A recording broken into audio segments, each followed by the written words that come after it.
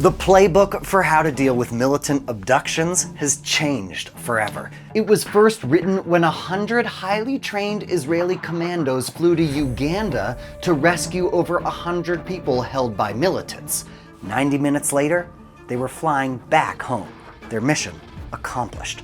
Within hours, the Entebbe raid became the model for daring rescues around the world. But since then, no one has managed to pull off a similar operation. Not even the Israelis themselves. And as someone raised on the legend of Entebbe, I wanted to understand why.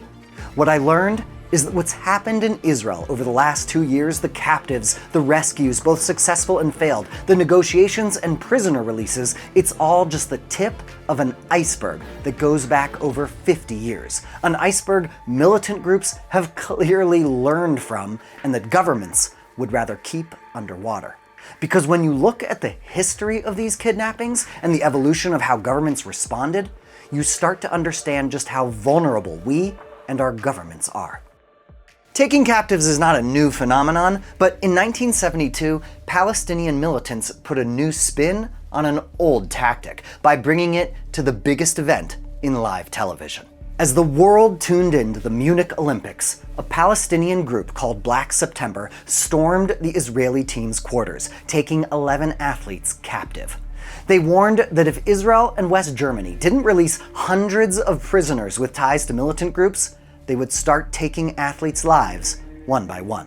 The Israeli government offered to launch a rescue, but the West Germans refused. Instead, West German mediators tried repeatedly to negotiate and failed. The West Germans also tried 2 rescue attempts. The first, Operation Sunshine, involved German special forces dressed as athletes trying to sneak up on the kidnappers as if they weren't being broadcast on live TV. Yeah. Incredibly, the second rescue attempt went even worse. A botched operation at the airport as the kidnappers tried to escape with the athletes. When the smoke cleared, all 11 athletes were gone. And insurgencies around the world had a new playbook for bringing a powerful country to its knees. Abducting civilians wasn't new. Doing it on live TV, however, brought the horror into living rooms around the world. That was the big lesson from Munich. Kidnappings and live television could be used to put a cause, however small, on the world stage. Israelis fell victim to this grim calculus repeatedly over the next few years. And while no event was as spectacular as Munich, Palestinian militants continued to do their best. 2 years after the Munich Olympics, another Palestinian militant group took over a school in northern Israel. This time, the Israelis didn't need anyone's permission to launch a rescue. But the operation failed, and 22 children came home from the ordeal in coffins. A year later, the militants struck again, commandeering a Tel Aviv hotel. Once again, a rescue attempt ended in tragedy, with half the captives lost. And then came the operation that seemingly changed everything. In the summer of 1976, Palestinian and German militants hijacked an Air France flight headed to Israel, forcing the pilot to fly to Uganda. When the plane touched down, the terrified passengers were greeted by the Ugandan president himself. He assured them they wouldn't be harmed. But the militants had other ideas. They threatened to take the lives of the captives if the Israeli government did not release scores of Palestinian prisoners. Instead of capitulating, the Israeli government authorized a rescue mission. Operating entirely under the radar, Israeli pilots flew over 2,500 miles. Commandos stormed the airport and freed 102 captives in under 2 hours. 1 Israeli soldier and 3 captives were cut down in the crossfire. The operation was considered a stunning success. The lesson this time wasn't for the kidnappers, but for the rescuers. Speed, surprise, and surgical precision could be used to overcome seemingly impossible odds. Other nations took note, creating their own rescue teams. GSG-9 in Germany, SAS in Britain, GIGN in France, the Delta Force in the US. The raid on Entebbe didn't just save 102 lives, it created a myth that Israel could and would outsmart its enemies, would not negotiate, and would never leave anyone behind. But it's a myth that was hard for Israel to maintain, because Entebbe was not a sustainable blueprint, not for Israel or other countries inspired by the operation. 7 years after Entebbe, shortly after the Islamic Revolution in Iran, 66 American embassy staffers were seized in Tehran. Just like Black September, the Iranians understood the power of live TV. Viewers watched in horror as American citizens were paraded, blindfolded with their hands bound in front of the cameras. American President Jimmy Carter authorized a daring rescue, nicknamed Operation Eagle Claw. But the operation ended in tragedy when 2 US helicopters collided in the desert before even reaching Tehran. Though a handful of captives were released in stages, it would take 444 days for all of the Americans to make it home. In return, the Iranians received financial, diplomatic, and legal concessions from the US. Both sides learned valuable lessons from this event. For kidnappers, they learned it was much more effective to hold captives on their home turf. And the world learned that it was a lot easier and safer to negotiate than to launch ambitious rescue raids. It was a hard pill to swallow, especially for countries that had made a point of never negotiating with militants. Israel became the gold standard of never negotiating when it stormed Entebbe airport. But within a decade, Palestinian militants turned that triumph on its head, destroying Israel's reputation and setting a dangerous precedent that still reverberates today.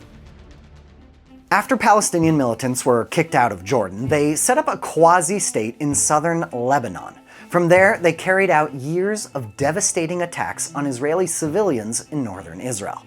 An Israeli operation in southern Lebanon in 1978 left 1 Israeli soldier held captive by the Palestinian Front for the Liberation of Palestine, General Command. Yeah, that was their name. A rescue mission into heavily fortified enemy territory was way too risky. Instead, the Israeli government made a controversial decision. For the first time, they negotiated a major swap with a Palestinian militant group. And in a heavily criticized move, the Israeli government traded 76 militants for 1 Israeli soldier. Many in the Israeli public were outraged over the lopsided deal that included 20 militants involved in deadly strikes on Israelis. It was nothing compared to what was to come. Roughly 3 years later, after continued attacks on Israeli civilians by Lebanon-based Palestinian militants, Israel launched a full-scale invasion of southern Lebanon.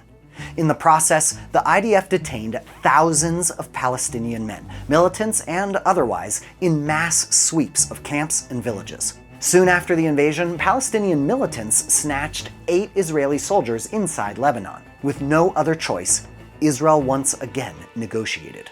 But the negotiations were nightmarish, because this time the militants demanded the release of thousands of prisoners, including long-term prisoners convicted of deadly attacks. The government debated and debated and debated for years. In the end, Israel signed 2 massive deals, the 1983 Ansar deal and the 1985 Jabril agreement. In total, 9 Israeli soldiers were freed in exchange for over 5,500 Palestinian prisoners, many serving life sentences. A number of those released later emerged as organizers and leaders in Palestinian militant groups, including the man who would later found Hamas. Much of the Israeli public was outraged. Why would their government agree to such a lopsided deal? How could they let murderers serving life sentences go free? But the state of Israel had made a promise to its citizens. No one would be left behind, no matter what it cost to bring them home. The lesson for militants was clear.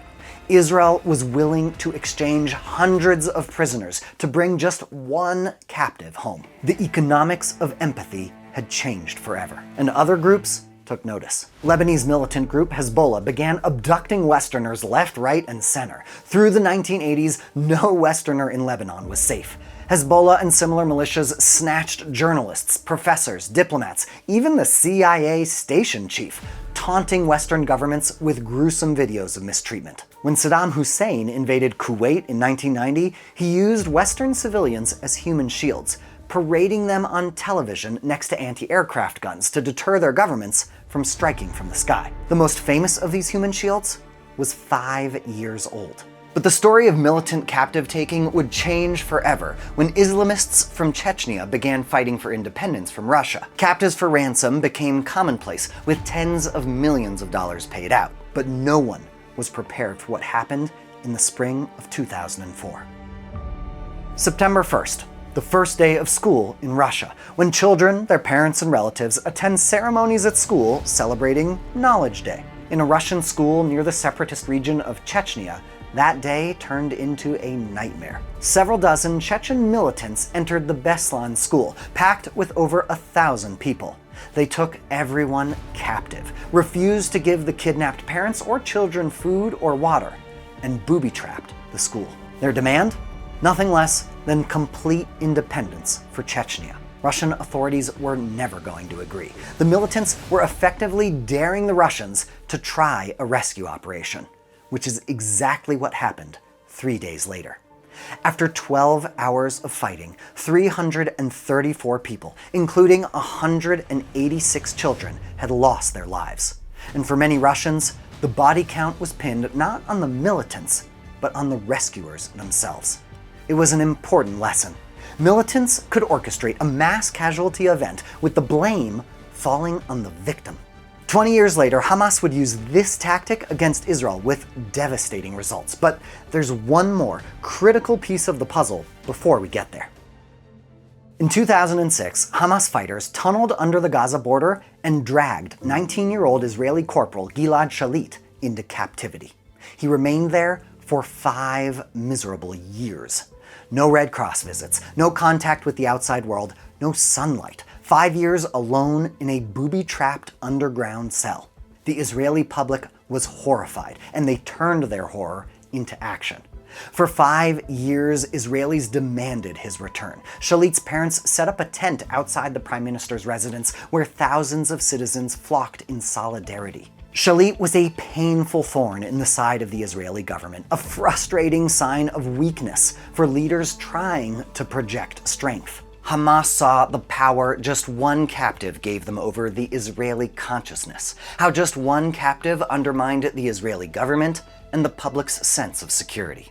When the Israeli government finally hammered out a deal, 80% of the public was in favor, even though it was the most lopsided deal yet. In return for the now 24-year-old corporal, Israel freed 1,027 Palestinian prisoners, including the man who went on to mastermind October 7th. So when Yahya Sinwar's Hamas fighters invaded Israeli border communities, they had learned the lessons of the past, and they had strict orders. Kidnap. Kidnap as many as possible, not just soldiers, but civilians also.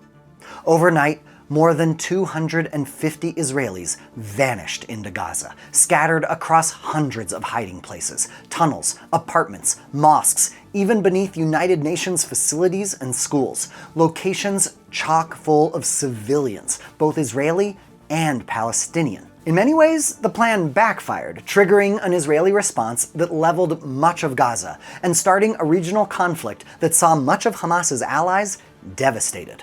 But in the history of mass kidnappings, it was also a brilliant tactic. As time went on, the crisis tore Israel apart, and for all its military might, Israel was powerless. Any rescue op didn't just risk the lives of the kidnapped and the rescuers, but would result in hundreds of civilian casualties that could then be blamed on Israel. In 2024, when Israeli special forces launched a daylight raid rescuing 4 captives, the nation was overjoyed. But the rescue came with a cost. 1 Israeli rescuer and hundreds of Gazan civilians lost their lives in the crossfire. Hamas quickly weaponized those civilian casualties for international condemnation of Israel.